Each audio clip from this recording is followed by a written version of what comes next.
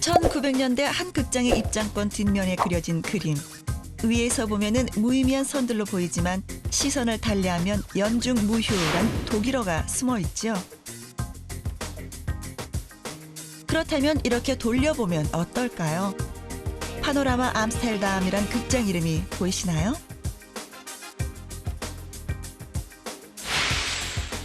바라보는 시선에 따라 세상의 사물은 다른 모습을 보입니다. 쟁반 위의 돼지고기는 투구를 쓴 병사가 되고 나무가 그려진 풍경 속에는 사람의 옆모습이 숨겨져 있네요. 180도 세상을 거꾸로 보는 법, 상상이 자라는 방법을 소개합니다.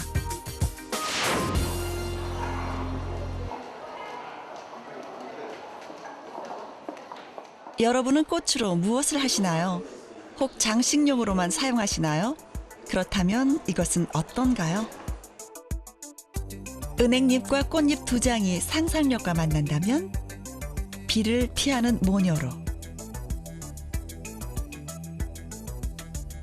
엉겅퀴 꽃잎은 춤추는 여인으로 바뀌었네요. 꽃잎이 이렇게도 바뀐다니 상상력이 참 놀랍죠? 예쁜 꽃 있거나 떨어져 있는 거 보면 갖다 주고 싶어요. 한번 잘 말려서 나중에 그녀의 상상력이 더 입혀지면 어떤 모습이 될까 궁금하기도 하고 해서. 꽃 속에 생명력을 불어넣는 여자, 바로 이 그림들을 그린 주인공입니다. 꽃 도둑이란 별명을 가진 백은하 씨.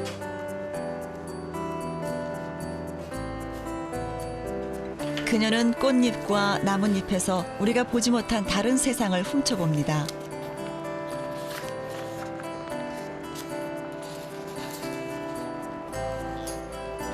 꽃잎이 그녀의 펜과 만나면 다양한 이야기가 담긴 살아있는 세상으로 바뀌는 거죠. 제가 꽃을 책갈피에다가 이렇게 말리는 건 좀 습관이 있었는데요. 어느 날 책갈피를 이렇게 피니까 그게 나팔꽃이 거꾸로 이렇게 말라 있는데 아가씨처럼 보였어요. 뒤돌아 있는 할머니도 있고 이렇게 줄넘기 하는 아이들도 있고 노래하는 가수도 있고 다양하더라고요. 접힌 꽃잎이 그녀의 눈에는 할머니로 보였나 보네요. 나뭇잎과 꽃잎을 모으고는 어서 오세요라고 이야기하는 백은하 작가.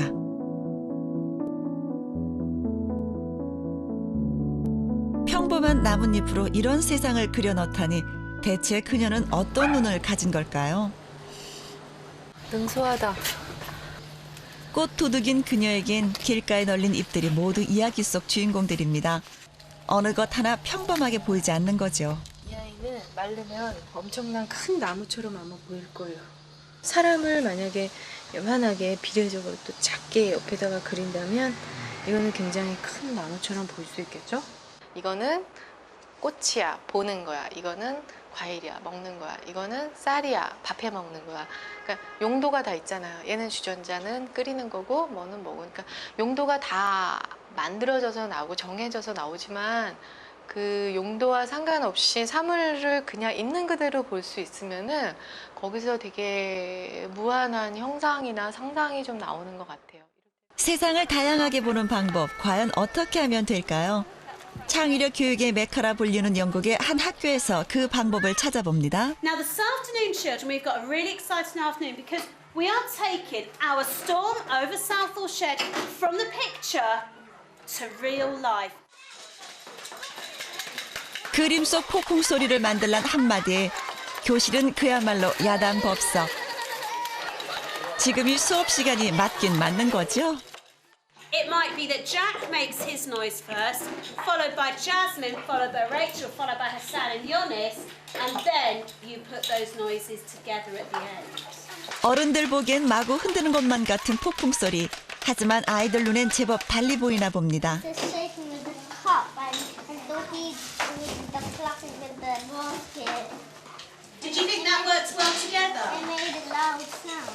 Because if one person just does something and the other person joins in, that means it makes it like more interesting. 우르르 쾅쾅 폭풍 소리는 한 가지 아니었나요?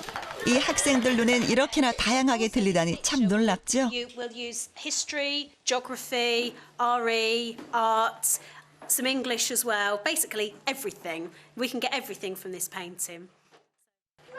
이곳에선 학교 교재가 바로 그림. 그림으로 전 과목 수업을 한다니 도대체 어떻게 한다는 걸까요? Sometimes me and my friends play blind man's. Can anybody tell me what they think it's a game you all love to play? What they might be playing here? What do you think they might have used? Because they wouldn't have had plastic then to make toys. What do you think they might have used to have made these? Luca, what do you think? Bones. Yes, they used to use tiny little animal bones. 그림 속 놀이 방식을 상상해보고 당시 시대 상황을 유추해보는 동안 역사 수업이 이뤄졌네요. We're going to use what we've done this morning, okay? Why don't we write some rhymes that we know on the playground round the outside? Who can tell me some rhymes that we know? London Bridge is falling down, falling down, falling down. London Bridge is falling down. So what we're going to do is we're just going to write the first two lines.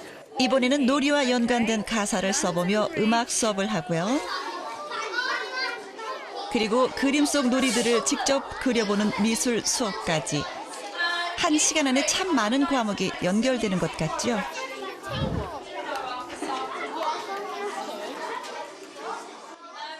Well, we're covering English because we're covering rhymes. We're covering art because we're looking at the moving figures and how figures move. And we're also covering history because they're looking at toys in the past and games that used to be played to the present day today. So we're actually covering three actual subjects today. 한 가지 그림으로 여러 과목을 동시에 하는 수업, 과연 어떤 효과가 있을까요? 이 학교가 그림 수업을 한 이후로 학생들은 각종 창의력 대회에서 수상을 했고 이런 수업 방식은 영국 정부로부터 창의적 커리큘럼으로 인정을 받았습니다. 이 학교에서 그림을 사용한 상상력 수업에 중점을 두는 이유, 바로 학생들의 창의력을 개발하기 위해서랍니다. 그림 속에서 다양한 상상을 해보는 것, 창의력이 바로 그 상상에서 출발을 한다는 거죠. The idea really is that you work through the wheel at the start of a year, and you'd start off with this segment and you'd work through. So you would look at imagination first. It is the first aspect of creative thinking, I think, and then you'd go on to these other aspects. And at the end of the year, really you'd understand the whole picture of what creative thinking is about, and then you can recognise any elements of creativity from then on. But if you were just starting a creative programme, this is a really good tool to use, and you would start with imagination because I think that is at the forefront of creative thinking initially.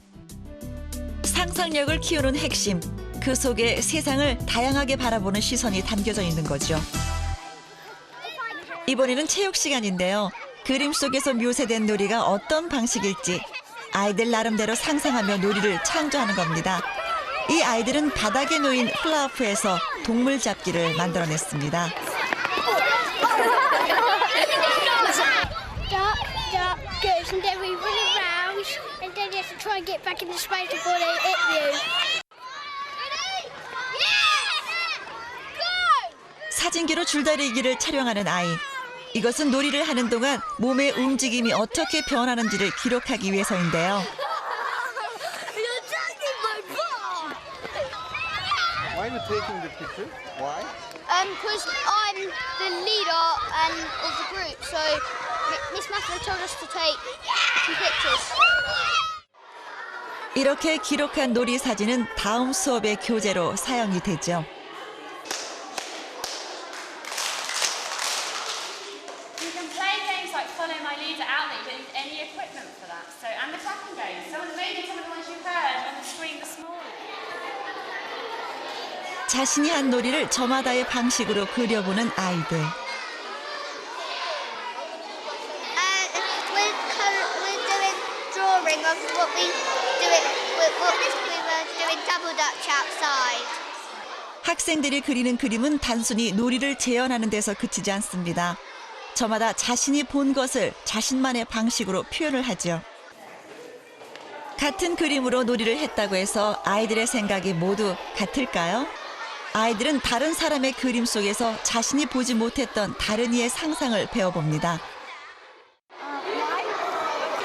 Because they made it a skipping rope and it doesn't just go straight through.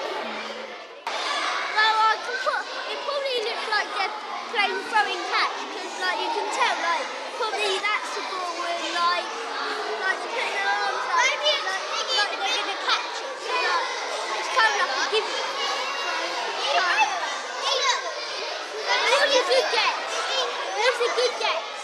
No lesson will ever be the same, even though you're using the same picture with a different group of children. It's always going to be different because the children are using their own experience when they look at that particular picture, and it could mean anything to any child. It's really important that, you know, during that introduction, they ask questions that they may not be able to answer, but it's that inquiry and that curiosity that happens when that painting's first introduced to the children, and they can think about all the different aspects of the curriculum that they're going to pursue when they're studying that work of art for the next half term. But just for the moment, I thought it'd be nice to have a little think about the 이번에는 저학년 아이들의 수업을 한번 들여다볼까요? 이날의 주제는 토끼인가 봅니다. Well, our painting is a Peter Rabbit painting, which is all stories about rabbits, and it's done by Beatrix Potter. She's a watercolour artist as well. So we're looking at our painting, and actually it's set within the rabbit's home. So we've been thinking about what the rabbit home is like and who lives there in the family. So it's all to do with rabbits and homes and families. 동화 속 토끼를 주제로 한 수업. 특이하게도 이곳에서는 아이들의 공책이 따로 없습니다. 바로 스케치북이 공책이 되는 거죠. Isn't it? Oh, lovely. It's just smooth like the rabbit, isn't it? All kind of going the same way. Lovely. 수업 시간은 같은데 아이들이 토끼를 표현하는 방법은 다양합니다. 토끼 털을 천으로 표현하는가 하면 이 학생은 손으로 토끼발을 표현하네요. 말 그대로 다양하게 표현하는 법을 배우는 거죠. Yeah, and I suppose what's really nice about it is there's no kind of right or wrong to it. So it's not like about getting the right answer. It's about like investigating and exploring and trying things out and like, you know, and just trying different ideas, and then you do one thing and sometimes something just evolves out of it, you know, that's going to be really exciting. And I think it's like quite safe for children as well because you can't get it wrong, and it's that feeling of knowing I can just have a go and it's going to be all right. It's not about just getting something right and having a tick, you know. It's about sort of just trying things out and investigating it and thinking about it. 한 학기가 지나면 아이들의 스케치북은 작품집이 됩니다. 한 가지 주제를 표현하는 다양한 방식. 그 속에서 아이들은 사물을 다르게 보는 방법을 배우는 거죠. Children with imagination have a lot more fun, a lot more enjoyment. They're able to see things in different ways. They're able to put themselves in the places of other people. They're able to empathise. They're able to learn in more different ways. They're able to make connections between things. Their learning is much easier and much more successful. And I think they have a much better time. And I think that fosters skills for the future as well. Very important skills. 과학 영재들의 집합소라 불리는 한 고등학교. 오늘 창의력 올림피아드를 시작하겠습니다. 만약 또 다른 행성에 외계인이 존재한다면 어떤 모습일지를 팀별로 상상해서 그림으로 나타내는 것이 오늘의 문제입니다. 특이하게도 교내 올림피아드 대회 주제가 바로 외계 생명체를 상상해 그리라는 것. 과연 과학 영재들은 어떤 외계인을 상상했을까요? CO2가 많은 그런 환경이라 보니까 광합성을 하겠다 싶어서 광합성을 하는 등이 있고, 그리고 애가 중력이 지구의 40%밖에 안 되다 보니까 이 빨판이 있고. 학생들은 자신의 지식과 상상력을 총동원해 독특한 생명체를 상상해내죠. 이거는 얘네들이 지하에서 땅을 파고 살아가는데 그 유리하도록 이렇게 이런 식으로 긴 몸의 형태의 몸을 가지게 해준 거고. 과학고등학교에서 하는 상상 수업. 대체 이런 상상 수업을 하는 이유는 무엇일까요? 산소가 없어지니까 필요가 없어가지고 나중에 학문으로 바뀌었어요. 과학에 있어서 가장 우선되는 것은 어떤 문제를 풀 것인가, 그 문제를 찾아내는 게 반 이상을 차지한다고 그래요. 근데 그 문제를 찾는 게 책을 본다 이런 것이 아니라 어느 순간에 떠오를 수 있다는 거죠. 그런 것들을 위해서 계속 상상력을 자극해보고 어떤 연상력도 하나의 상상력이겠죠. 연상하는 능력도 키워보고 유추하는 능력도 키우고 자꾸 키우고 있습니다. 저희는. 수업뿐 아니라 과학 영재를 선발하는 기준 역시 상상력이 중요한 역할을 하고 있다고 하는데요. 저희가 선발 과정에서 어떤 상황을 주고 네가 이 상황에서 어떻게 해결할 것인가. 그러려면 결국은 문제풀이에 익숙해 있더라도 상상력을 동원해야죠. 이 학생들이 접하지 못한 것들을 해야 되니까. 그래서 그런 것들 속에서 상상력이나 연상이나 뭐 이런 것들을 키워올 수 있는, 테스트할 수 있는 그런 분야들을 많이 개발하려고 노력했습니다. 냉장고 문을 손대지 않고 여는 방법. 영재 선발 기준으로 상상력이 측정되면서 나온 영재 선발 기출 문제입니다. 영재 교육을 받고 있는 중학생 영재들이 어떤 지적인 정의적인 특성을 가지고 있는지를 조사를 했습니다. 거기에서 특별히 부각이 되는 부분이 이 아이들이 상상력이 일반 학생들에 비해서 월등히 뛰어난 것으로 이렇게 조사가 됐습니다. 이것이 의미하는 바는 이제 상상력이 높다라는 부분은 사실은 우리가 그 기존 지식을 습득하는 데는 크게 도움이 되지 않을지 모르지만 새로운 지식을 만들어내는 일에는 필수적인 그런 요소라고 볼 수 있습니다. 그래서 미래형 인재의 중요한 기준으로 상상력이 부각되면서 국내에서도 다양한 상상 수업이 생겨나고 있습니다. 한 유명 공과대학에서 하고 있는 상상 수업. 이날은 학생들의 상상력이 만들어낸 발명품이 전시됐는데요. 휴지가 일정 부분 사용이 되거나 아니면 휴지가 이렇게 완전히 다 사용되었을 경우에는 적외선이 휴지가 없음을 알려주는 기계부터 이렇게 휴지가 없습니다라는 거대한 바람으로 몸을 말려주는 온풍기까지 참 기발하죠.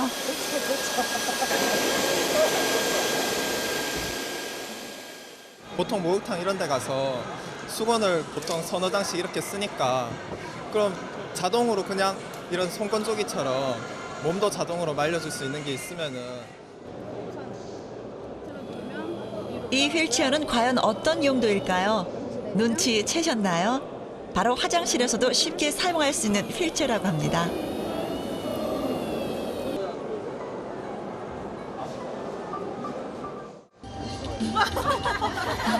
이것은 영화에서처럼 손가락으로 오케스트라를 연주할 수 있는 게임기라고 하는데요.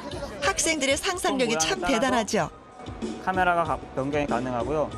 이 네 번째 손가락으로 여전히 조명을 어둡게 할 수가 있고 진짜 컴퓨터를 사람의 손을 이용해서 제어할 수 있는 것까지도 발전할 수가 있습니다. 세상에 없는 창의적인 발명품. 그 뒤에는 남과 다르게 세상을 보는 상상력이 숨어 있는데요. 단순하게 사물을 바라보는 것이 아니라 사물을 바라보는 데 있어서 어떤 점이 부족하고 이런 점은 첨가하면은 뭔가 좋아지겠다. 집이라고 해서 꼭 가만히 있어야 하는 것도 아니고 물 위에 떠다니면서 자유롭게 살 수도 있는 거고 하늘에 날면서 살 수도 있는 거고. 그런 상상력과 그것에 매달리는 많은 공학도들에 의해서 이 사회가 좀 더 기술이 발전하고 우리가 틀에 얽매이지 않는다면 우리는 언제든지 상상을 할 수 있고 보다 나은 걸 만들 수 있다고 생각합니다. 세상을 다르게 보는 눈. 이 학생들 배운 수업은 과연 어떤 것일까요?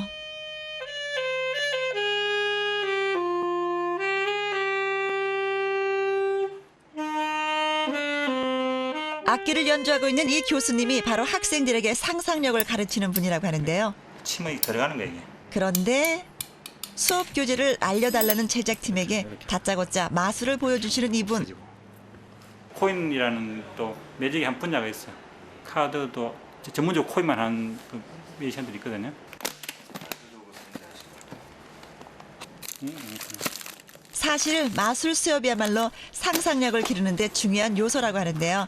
바로 이 교수님의 교육 철학이라고 합니다. 노벨과의 만남이라는 그런 그 세미나를 한 적이 있어요.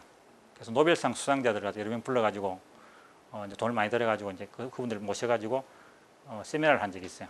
근데 놀랍게도 우리 그 학생들이 아무도 안 간 거예요. 그 매직 수업 들으러 온다고. 그러니까 매직이 더 재밌는 거예요. 그러니까. 미술을 이용해 학생들의 호기심과 상상력을 자극한다는 글자 교수님의 수업을 한번 들어가 볼까요? 텔레포트 또 타임머신 또 무중력 세 가지 있죠. 그 세 가지에 관련되는 영화를 갖다가 조금씩 수업은 특이하게도 특별한 원리를 가르치지 않습니다. 다만 학생들 스스로 상상하고 생각할 수 있는 방법을 제시할 뿐이죠. 영화를 보는 것과 다양한 생각을 보여줄 수 있는 마술이 바로 그 수업의 교재라고 하네요. 미래 로봇들이 날아다니고 있어요. 이점에서 제가 한번 공중부양을 한번 하겠어요.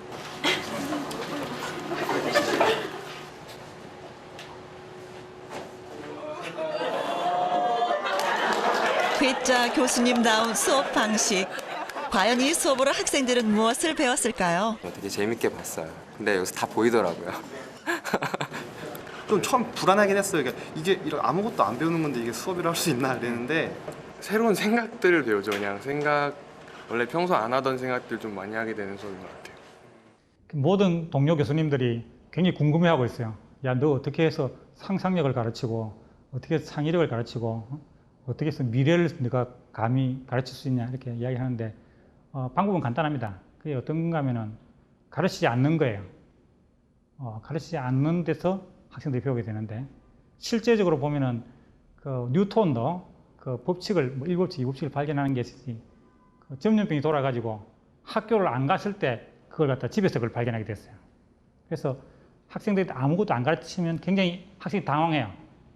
우왕좌왕하면서 굉장히 당황하게 되는데 그때 학생들이 생각하게 되고 거기서 무언가를 갖다가 알아내는 거죠.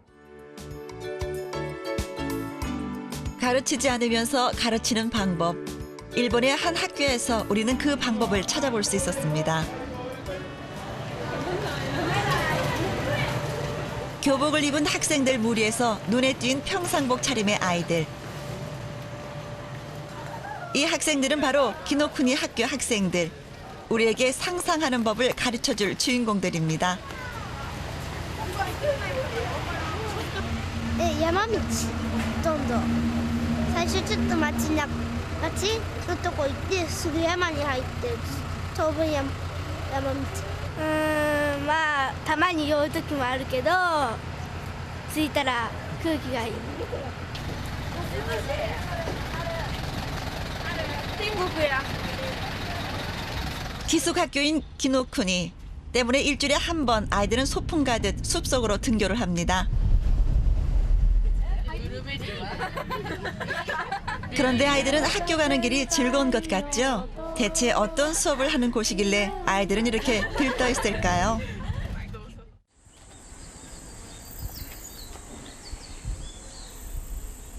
산속 깊숙이 자리 잡은 이곳은 바로 기노쿠니 마을이라 불리우는 기노쿠니 학교입니다.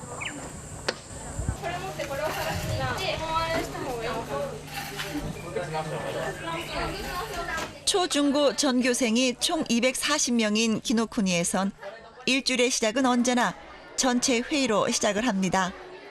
학생들은 그 주의 수업부터 학교 운영까지 스스로 결정을 내리죠.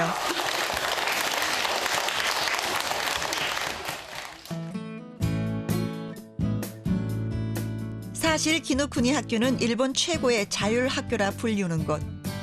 그 속에서 상상력을 키워주는 것으로 유명합니다. 그렇다면 지금부터 그 수업을 한번 들여다볼까요?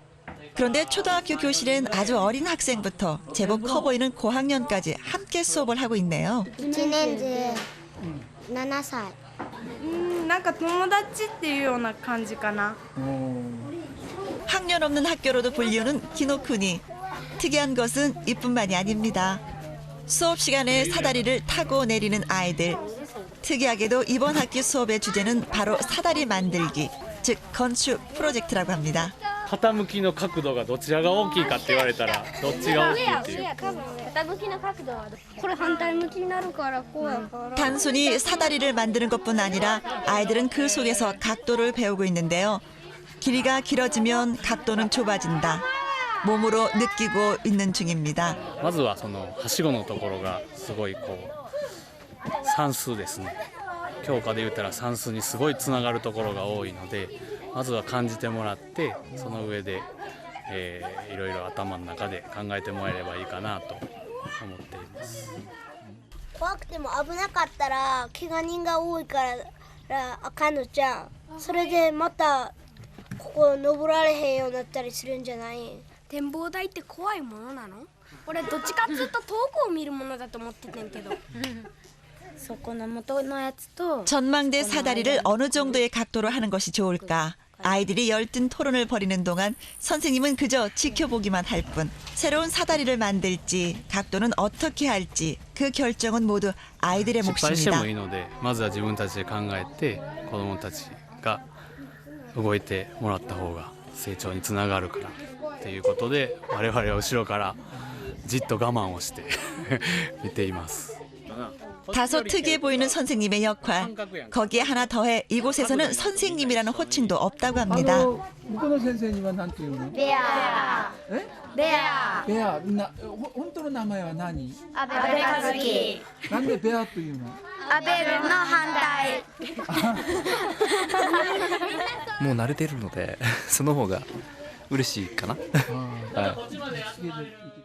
でそうすると、先生が与えた問題の場合だと答えは一つしかないです。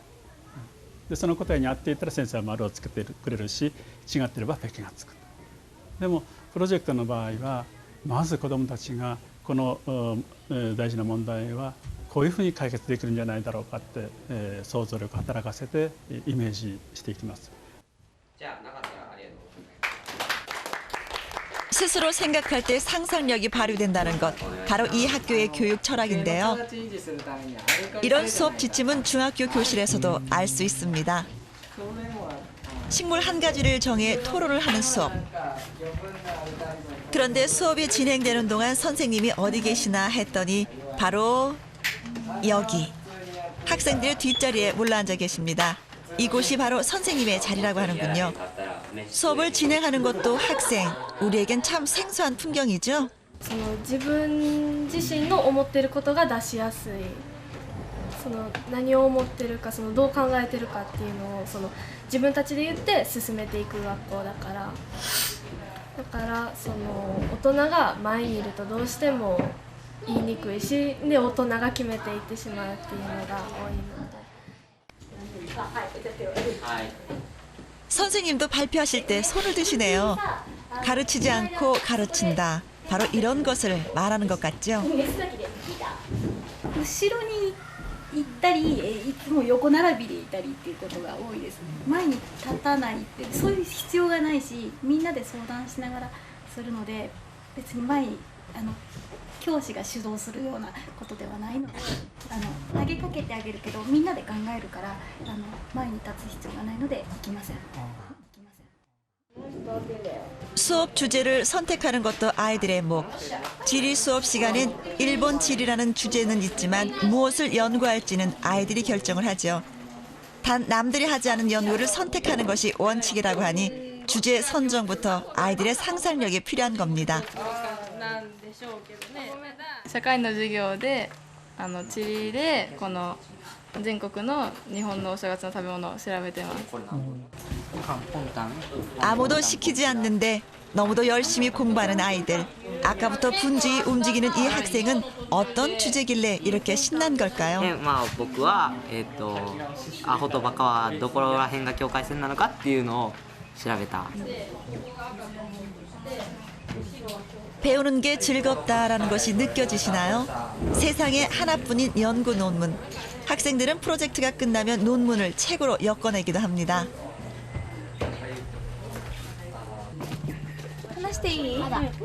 다시 초등학교 건축 프로젝트 팀인데요. 아이들이 사다리를 다시 만들기로 결정을 한 것 같죠? 사다리를 만드는 것이 혹 단순하다고 생각을 하시나요? 하지만 아이들은 그 속에서 길이의 개념, 만드는 방법을 어떻게 하는 것이 효율적일지 토론하고 생각하고 결정하는 법을 배우죠.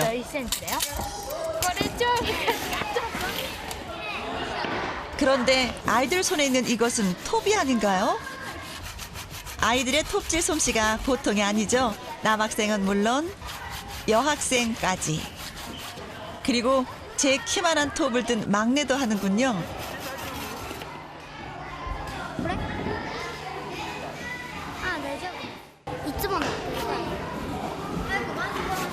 참 씩씩하죠? 이곳 아이들에겐 실패도 위험도 그리 대단한 일이 아닌 것 같습니다. 선생님도 학생들도 이 두 단어가 모두 배우는 데 필요한 과정이라는 걸 잘 알고 있는 거죠. 학생들이 결정하고 만든 건축 프로젝트는 길게는 1년, 짧게는 6개월에 이르기까지 진행이 되는데요. 학교 곳곳의 건물들은 모두 아이들이 만든 것들입니다. 이 프로젝트로 아이들은 건축, 수학, 물리는 물론 디자인까지 배울 수 있죠. 게다가 어떤 것을 어떤 방식으로 만들지도 아이들은 상상력으로 만들어진다고 하니 단순히 목수일을 배운다고 생각하면 안 될 일입니다. 그런데 이렇게 장기 프로젝트로 수업을 진행하면 학생들의 평가는 어떻게 할까요? 혹시 독특한 시험이라도 있는 게 아닐까요? 紀ノ国絶対しないこと、紀ノ国で絶対しないことは試験は絶対しません。で試験というのはもともと先生がその子どもがどれぐらい力があるかを見るためというのがもともとの目的ですよね。 시험이 없는 학교. 선생님이 가르치지 않아도 학생 스스로 생각하고 결정하는 기노쿠니. 과연 이런 학교 학생들의 상상력은 어느 정도일까요? 우리는 기노쿠니 학교 학생들을 대상으로 창의력 테스트를 해보기로 했습니다.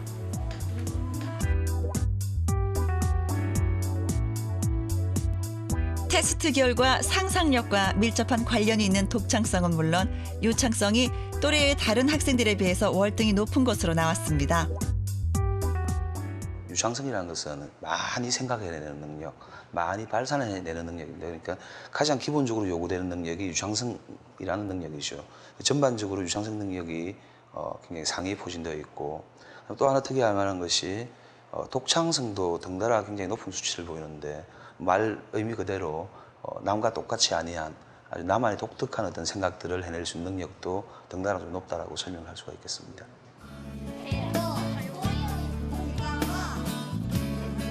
배우는 것의 즐거움, 스스로 무엇인가를 해보려는 호기심, 그 속에서 다양하게 생각하는 방법까지 어쩌면 상상력이라는 것은 가르치지 않아도 아이들 스스로 알고 있는 것이 아닐까요? 기노쿠니는 갇혀있는 틀을 그저 걷어준 것뿐인 거죠. 全部ほとんど決めてるし、1週間で何するかとかも自分たちで決めてるし、クラスも自分で決めてるから。まあここに来てから昔はなんか自分の意見が言えなかったのが来てから言えるようになったのが良かったと思う。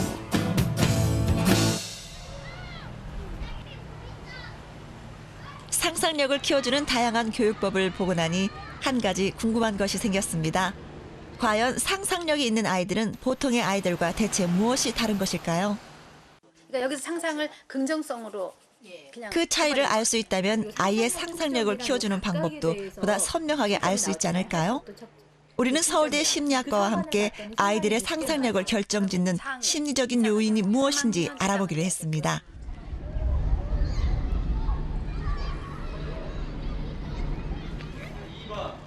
이를 위해 초등학교 4, 5학년 250명을 대상으로 아이들의 상상력을 측정할 수 있는 설문조사를 실시했습니다. 이 상상력이 높은 아동과 아닌 아동들의 어떤 심리적인 특성은 어떠한 건가. 그래서 다른 이제 심리적인 변인으로 자기 개념이라든지 또 어떤 문제 해결 능력이라든지 호기심이라든지 도전이라든지 이와 같은 동기 관련된 부분이 있고요. 또 낙관성, 행복 이러한 부분들을 측정했습니다. 상상력에 영향을 주는 아이들의 심리적 특성. 우리 아이의 상상력은 과연 무엇이 결정할까요? 상상력이 높은 아이들은 과연 어떤 능력에서 차이를 보이는 걸까요? 우리는 설문지를 통해 상상력이 높은 아이들을 선발해 보통 아이들과 함께 한 가지 실험을 해보기로 했습니다. 자, 우리 다 몇 학년이에요? 4가 5학년. 실험 방법은 이렇습니다. 학생들에겐 퍼즐을 푸는 과제가 주어질 거라고 말을 하죠. 그리고 한 가지 퍼즐을 학생들 앞에서 능숙하게 해 보이는 겁니다. 학생들이 쉽다고 생각하게요. 물론 이 퍼즐은 그냥 예시일 뿐이라고 말하는 것도 있지 않습니다. 그리고 방금 본 퍼즐이 들어간 투명 상자와 속이 보이지 않는 퍼즐 상자를 놓아두죠. 지금 방금 보았던 퍼즐을 그냥 계속 하겠다고 선택을 할 건지 아니면 아직 보지 못한 그러한 퍼즐이지만 그 새로운 것에 도전을 할 것인지 이 아이의 어떤 도전이라든지 모험심이라든지 그다음에 호기심이라든지 이러한 것들을 측정하는 그러한 상황이라고 볼 수 있습니다. 아이들은 교실에 들어와 상자를 확인합니다. 그리곤 조금 전에 본 퍼즐이 투명 상자에 있다는 것을 알게 되죠. 이 순간 과연 아이들은 어떤 선택을 하게 될까요? 선생님이 10초 동안 시간을 줄 테니까 어떤 걸 선택해서 풀지 지금 생각해 보는 거예요. 시작. 보이는 상자? 보이지 않는 상자? 과연 상상력은 이 선택에 어떤 영향을 미치게 될까요? 일반 학생들이 선택한 상자는 무엇이었을까요? 이쪽 왼쪽에 있는 거 선택할래요. 이거 할래요, 그냥. 여기 검은색 상자. 오른쪽. 그렇다면 상상력이 높은 아이들의 선택은 무엇이었을까요? 검은 상자. 검정 상자. 검은 상자에 검은 상자. 오른쪽 거예요. 이거요. 대부분의 아이들이 투명한 상자를 선택한 반면 상상력이 높은 아이들은 모두 다 보이지 않은 상자를 선택했네요. 그렇다면 상상력이 높은 아이들이 보이지 않은 상자를 선택한 이유는? 모르니까요. 더 재밌을 것 같아요. 궁금해서요. 궁금하면요. 일단 봐야 돼요. 아까 봤던 건 재미없어서요. 더 재밌을까 봐요. 알고 싶은 마음이 더 커서요. 이 상상력이 높은 아이들 같은 경우에는 설사 어려운 그러한 과제라서 내가 해결하지 못한다 하더라도 그 결과에 연연하지 않고 그 과정을 즐기고자 하는 그러한 특성을 가지고 있습니다. 그래서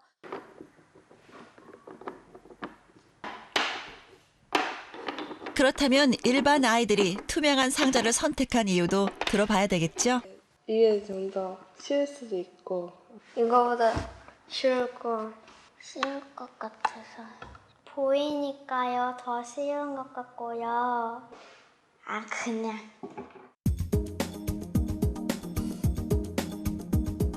그렇다면 일반 아이들 중 검은 상자를 선택한 두 학생.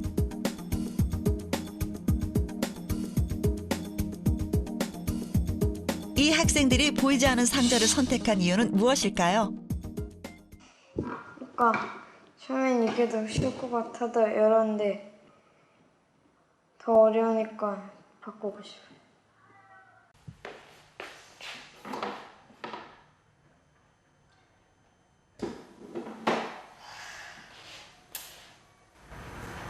너무 어려운 것 같아서 바꿀 수 있으면 바꿀래요. 성취를 했느냐 안 했느냐 하는 거 가지고 사람들을 평가하는 그러한 그 사회 환경 안에서는 결국은 결과 중심적으로 갈 수밖에 없고 그러다 보면은 쉬운 거, 내가 할 수 있는 거 이것만에 급급해서 하려고 하는 그러한 그 성향으로 바뀌어져 버린다는 거죠. 이렇게 결과 중심의 사회적인 분위기에서는 인간이 가지고 있는 상상력을 다 발휘를 못하게 되고 현실에 놓여져 있는 그 규제 안에서 제한 안에서만 행동하고 생각하는 사람으로 돼버리는 거죠. 결과보다 과정을 즐기는 성향. 상상력이 높은 아이들에게서 공통적으로 드러난 심리적 특성은 이것뿐이 아닙니다. 상상력은 아이들 학습의 기본 자극인 호기심은 물론 새로운 것을 즐기려는 모험심에도 영향을 줍니다. 더불어 무언가를 하고 싶어하는 동기 가운데 어려운 것에 도전하고자 하는 성향도 높고요. 문제를 끝까지 풀어보려는 문제 해결력에도 영향을 주는 것으로 나타났습니다. 이 모든 것에 영향을 주는 아이의 상상력. 그렇다면 본래 아이들이 가지고 있는 상상력을 키워주기 위해서는 어른들이 과연 어떻게 해야 할까요?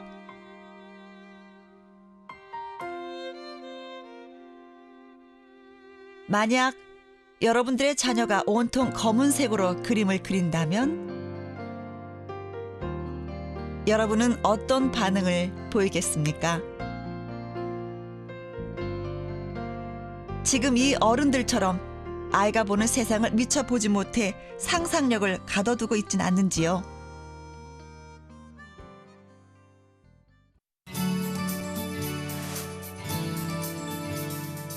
아이의 상상력을 키우는데 부모의 상상력이 필요하다는 것을 아시나요? 우리 아이의 상상력을 자극하는 숨어있는 부모의 역할. 우리는 아이들과 부모의 놀이 모습을 관찰해 보기로 했습니다. 그 속에서 상상력을 자극하는 부모의 행동이 무엇인지 알아보기 10분 위해서죠. 동안 엄마랑 같이 보내는 시간을 갖는 거예요. 여기 있는 장난감 아무거나 사용하셔도 되고요. 총 20명의 유치원 아이들과 어머니가 참여한 실험은 10분 동안 제한 없이 마음껏 노는 것. 그 일상생활 중에 그 부모와 아이와 이제 반응적으로 상호작용할 때 그것이 아이가 가지고 있는 어떤 뭐 창의력, 상상력을 이제 그 키울 수 있는 기본이 되는 근본적인 발달 행동, 뭐 주도성, 아이의 흥미, 그리고 또 뭐 공동주의 이런 것들이 얼마나 발휘가 되고 얼마나 잘 사용하느냐. 그다음에 여기를 다시 넣기.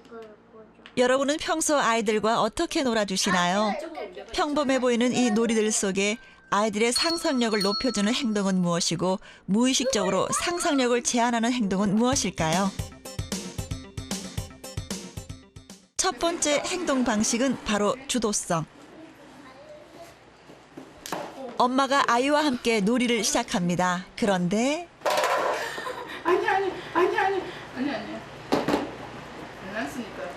아이가 놀이기구를 만지는 시간보다 엄마가 만지는 시간이 더 많은 것 같죠? 금세 흥미를 잃은 아이. 실로폰을 쳐보려고 하죠. 그런데 이번에도 실로폰 채는 엄마에게 갑니다.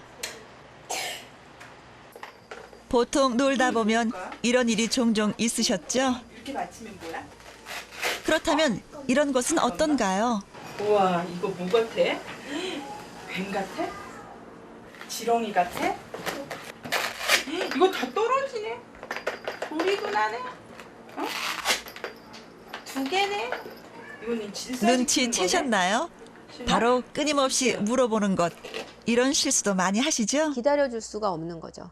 그래서 조화로운 상호작용은 엄마가 먼저 어떤 행동을 하고 그다음에 그 아이가 그 다음 행동을 무엇을 할지를 기다려주는 거죠. 그래서 엄마가 먼저 상상하고 그다음에 무엇을 할지를 엄마의 수준에서 제한하는 게 아니라 아이 수준에서 그대로 받아들이고 심지어는 이제 5을 세라 그게 어려우면 얘기하는데 그래서 그 아이가 가지고 있는 그 아이 수준에서 우리가 뭐 생각하지 못하는 우리가 상상하지 못하는 그 아이가 생각하고 자기 어떤 잠재성 안에서 하려고 하는 것이 발휘되도록 기다려주는 것도 반응적인 부모로 굉장히 중요하죠.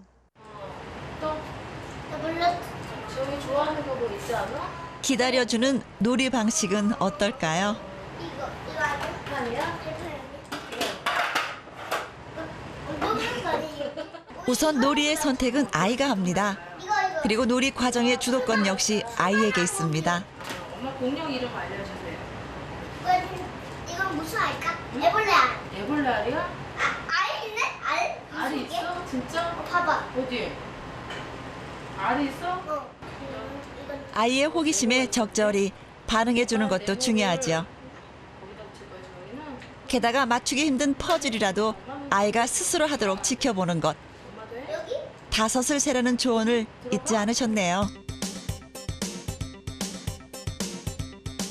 아이의 상상력을 자극하는 두 번째 행동, 바로 민감성입니다. 아이와 놀아주긴 해야겠는데 도통 무엇을 해야 할지 모르겠나요? 엄마는 놀아주고 있는데 아이는 흥미 없어 한다고 생각하시나요? 퍼즐에도 도통 집중을 하지 못하는 아이. 왜 그렇다고 생각하시나요? 아이가 지금 어디에 흥미를 두고 있고 아이가 관심 있는 게 뭔지 그런 것을 엄마가 아주 민감하게 잘 알아차릴 수 있는 거, 그리고 그 아이가 지금 행동 상태는 어떤지, 아이가 아무리 좋아하던 거라도 지금 아이가 많이 지쳐 있고 그 피곤한 상태라면 그거는 그 아이한테 흥미롭지 않은 걸 수도 있거든요. 그런 걸 잘 엄마가 알아차려야 된다는 것. 몇 개 줄까? 3개. 아이의 상상력. 그것을 자극하기 위해서는 놀이 속에서 아이의 흥미를 제대로 끌어내줘야 합니다. 잘 놀던 아이가 다른 곳으로 시선을 돌리는 순간 금세 알아채는 엄마. 그리고 아이가 선택한 놀이로 반응을 해주는 것. 쉬우면서도 참 어려운 일이죠. 퍼즐도 반드시 맞춰야 한다는 생각 대신 아이의 눈높이로 놀아줄 수 있다는 것. 이것도 흥미를 유발하는 방법이라고 합니다. 이렇게 놀이의 주도권이 아이에게 있고 엄마가 민감하게 반응해주는 아이들의 경우 상상력을 자극하는 호기심과 문제 해결력이 높다는군요. 그러니까 자유롭게 놀게 내버려 둬야 되는데 꼭 보다가 한마디 하잖아요. 엄마가 이제 성격이 좀 급하다 보니까 아 이건 아니야, 이건 이렇게 해야 되지 않을까? 아 이렇게 만들어야 되는데 100% 이렇게 만들어줘야 되는데 애가 못하고 있으면은 아 우리 애는 좀 처지는 거 아닌가. 우리가 이제 자칫 어른들이 아이가 좀 더 뛰어난 이제 그 어떤 능력을 발휘하기 위해서는 좀 더 뛰어난 이 어른이 이제 제시를 해줘서 그거를 배워야 좀 더 빠른 길로 가지 않을까라고 하는데, 아이는 아이 자체에 이제 잠재 능력이 있고요. 자기가 스스로 하고자 하는 그 준비가 되었을 때 아이가 가지고 있는 어떤 상상력 그리고 창의력, 이것도 더 발휘가 되고 더 새로운 것을 배워나가는 준비 그리고 기회를 더 많이 가질 수 있죠. 스스로 상상하는 능력이 있는 아이들. 여러분은 지금 그 무한한 상상력을 가둬두고 계시진 않은지요? 이제 아이들의 상상력을 위해 당신의 상상력을 풀어놓아 보세요. 그 속에 상상을 키우는 해법이 숨어 있습니다.